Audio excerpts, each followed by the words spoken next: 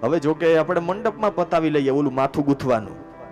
લગ્નમાં માથું ગૂંથવા જાવ ને તમે, આ માથામાં તેલ નાખીને પછી દાંતિયો ફેરવવાનું, આ ખાલી હવે શૂટિંગ પૂરતું થઈ ગયું.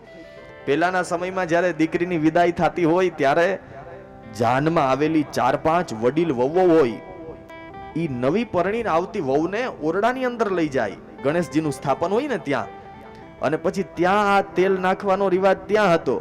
ત્યાં માથામાં તેલ નાખતા જાય અને સારી સારી શિખામણ આપે કે વહુ તમે અમારા ઘરની અંદર આવો છો તો અમારા ઘરમાં ઠાકોરજીની સેવા આવી રીતે થાય, અમારા ઘરની મર્યાદા આવી છે, અમારા ઘરના રીત રિવાજ આવા છે. અને એટલા માટે પહેલાથી જ શિખામણ દઈને લઈ આવતા.